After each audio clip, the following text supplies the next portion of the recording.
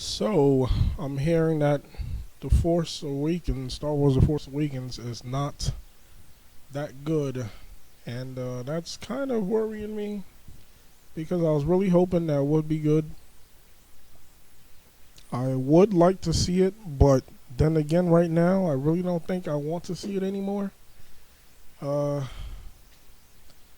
call me weak minded or I could easily be swayed, but I'm hearing the fans go crazy. Well, at least the ones that probably have the same sentiment I would have if I saw it, because the unoriginality of recreating A New Hope pretty much for the whole movie is kind of sad.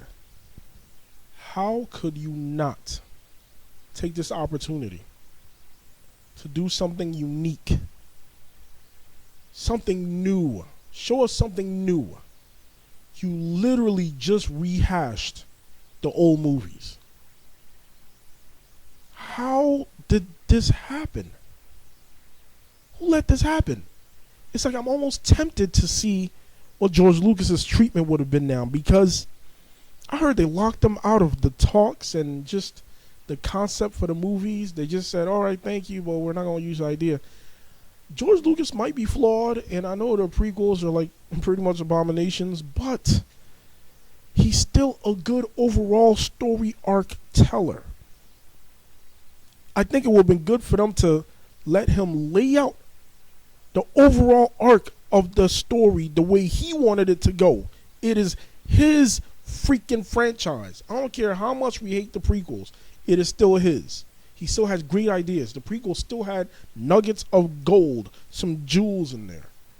So I think J.J. Abrams and Kathleen Kennedy and the think tanks, they really screwed up not letting him influence this movie, at least on the peripheral. Like, you let him just give you the skeleton, the outline of the story. Because that's what he's good at. He's an idea man. He's an idea guy. He has good ideas. It's just you can't put it into script right because, his dialogue is not the best and so forth. But I really think if he was to have a hand in there just to lay out the story, because now we're pretty much seeing something that's different from his vision. And, for better or worse, probably for worst, now all we have is a remake of the originals. And of course, those were good. So people are eating it up and they're not criticizing it. But I bet you in a few years, they'll come around just like with Phantom Menace and the prequels. You liked it at first, but then you thought about it after a while. And you're like, man, these are hot pieces of garbage. And I believe that's what's going to happen with The Force Awakens. I believe so. People will have that eye-opening moment, whether it's in a few months, a few years, a few decades, and they're going to say, my God, what an original piece of crap. You don't... J.J. Abrams, you know what? I was excited when he was named the director for this new part of the saga, whatever you want to call it. But I did not think he was literally going to just cherry pick off the originals. But then maybe we should have got a hint of that from his Star Trek run, because he pretty much remade Wrath of Khan now, didn't he? It seems what he's good at is copying and remaking, but not being original and making his own thing. I really hope Rian Johnson does us some type of justice in episode 8, because I really like him as a director. I mean, granted, all I know him from is Looper, but Looper was a great science fiction, noir, drama, just very, very dark and gritty. It could have been goofy if someone else directed it, but he pulled it off. So I have faith in him. He seems like an original type of thinker. I don't know if they'll give him that amount of rope or leg room to actually express himself and be original, because I think he will give us something unique and different, just like Looper. I've never seen anything like Looper before. I've seen a lot of time travel movies and this and that, but Looper was unique. So I want him to have that unique touch on Star Wars so we don't have to see a rehash of the originals. Please give us something new. That's all we ask for. That is it.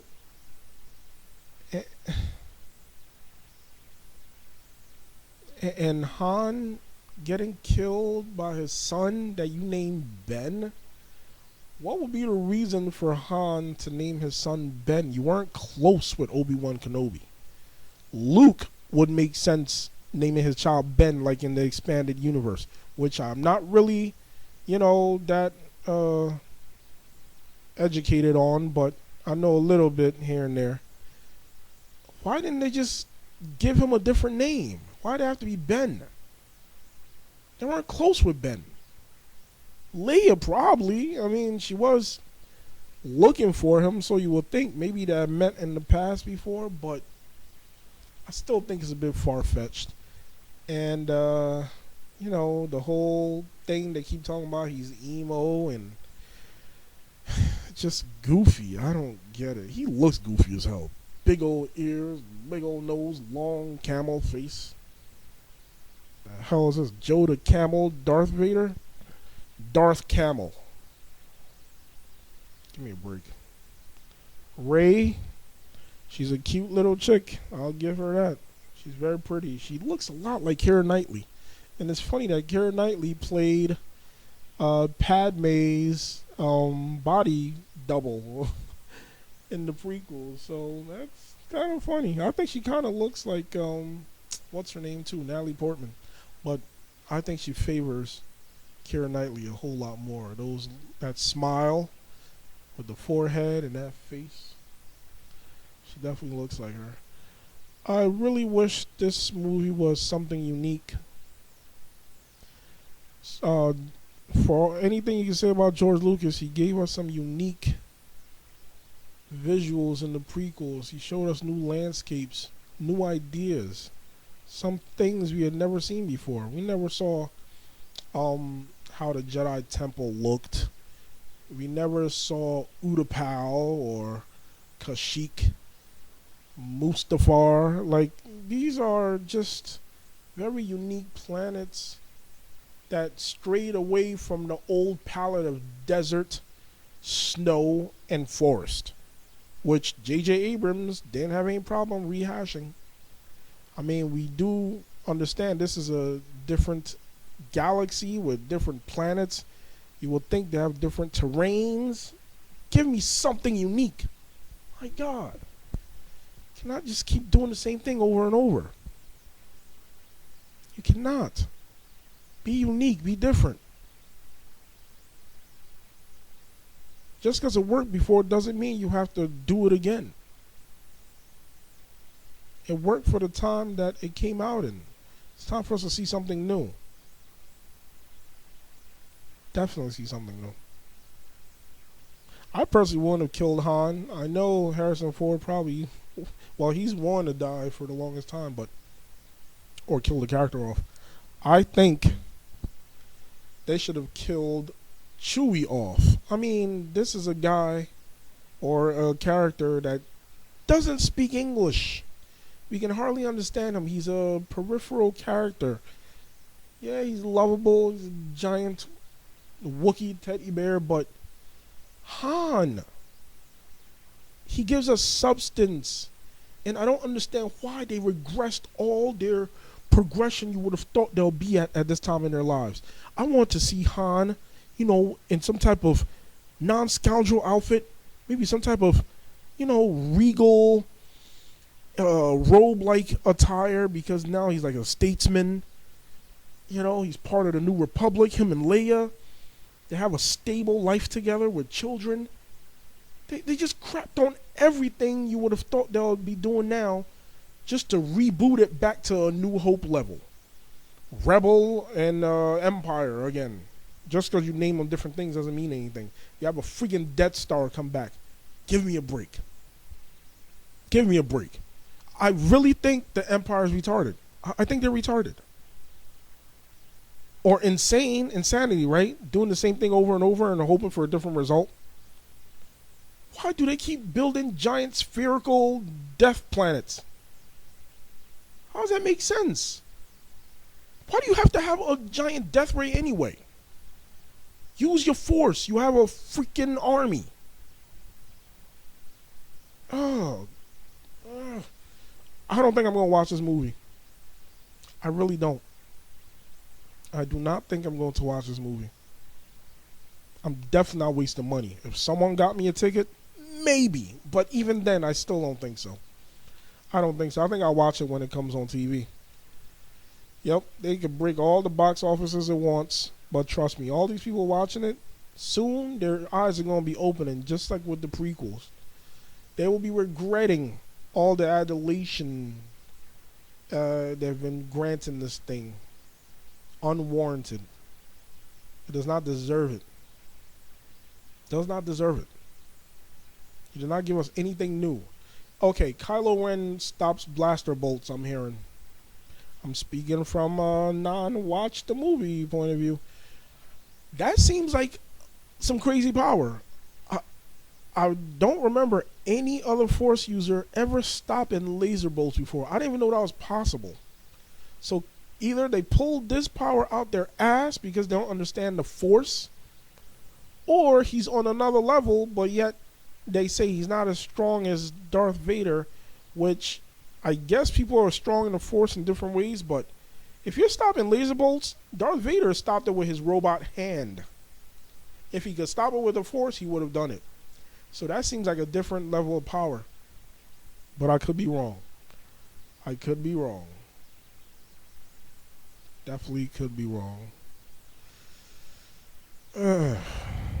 Man. I don't know where to go from here. I really don't. All the things I've been hearing just...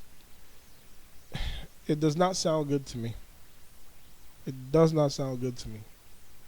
I really wish they had done different things in this movie. Just give us a brand new story. The galaxy is huge. The coincidences of people running into each other is ridiculous. In the original movie, at least these were strangers still. Except for maybe Luke and Obi-Wan because, well, they kind of knew each other. You didn't know Han. That was just some happenstance. You ran into some scoundrel. But for Rey and Finn to run into Han, as I hear, come on, people. Give me a break. Couldn't it just be someone else? Did Han even have to be in this movie? Or Chewie? Did they have to be in this movie? I guess so. Nostalgia.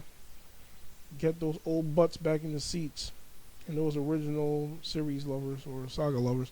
Yeah, I guess he had to be in there, but I still think it's a bit too coincidental for everyone to be running into each other. Like another YouTuber said, what's the chance of you running into Rey when they went to save her in a Death Star? It's like someone landing on Earth and saying, I'm looking for someone. That's the truth. Like, be realistic. Maybe you should have said, oh, I know her coordinates. She's in this place. We need to go there. So if that's not what they did in the movie, that's horrible writing. Those are horrible plot holes or just inconsistencies. It doesn't make sense. Too coincidental. Make sense out of your story, J.J. Abrams. I'm so glad this is the only movie you're making. I mean, I had so much hope in you, but now it's all gone. It is all gone. You crapped on Star Wars. I think, like, the people that really hate this movie, you might be pushing them to actually appreciate the prequels more. I think I'm getting to that point right now. If they left out, like, minimal political talk, the machinations, what does the universe look like now after 30 years? Is what I'm hearing. You pretty much gloss over it. How can you gloss over such important things? It's as if in Return of the Jedi, all their gains were for naught. It meant nothing because everyone's pretty much in the same place or worse. Luke runs away because his nephew turns on him and destroys his Jedi order that he formed. Give me a break. That is not Luke's personality. He went towards danger. He was always willing to help people. I do not understand or believe why he would just run away. That's not him. They got him wrong. Luke is a fighter. He's a fighter. He stands up for right, good. He's like the Captain America of Star Wars. He's just too good. Can't turn to the dark side. So I don't believe he would run away. They got his characterization very wrong. They did not understand who Luke was. Luke would not act that way. He would have stood there. He would have either, if he had to kill Kylo to stop what he was doing, he would have. Because he knew ultimately he needs to not let the dark side come back and infect the universe like his father and the Emperor did, causing mass destruction and just turmoil around the galaxy. That's what he would do. He would stop him, even if he was family. And Leia would understand. He would not just let him run amok and then go hide like Yoda or Obi-Wan. Doesn't make sense. That's not him. It is not him. Even New Hope, when he was, a little bit reluctant to go with Obi-Wan, it's like he's reluctant. He questions it at first, but eventually he's like, you know what? Yes, this is the right thing. This is what I'm going to do. That is Luke. Luke does not run away from problems. He runs towards it, and he finds a solution. I really hope episode 8 is better than this. I hope they do something new. I hope Luke is given some type of redemption, because I need a reasonable explanation why he will behave this way.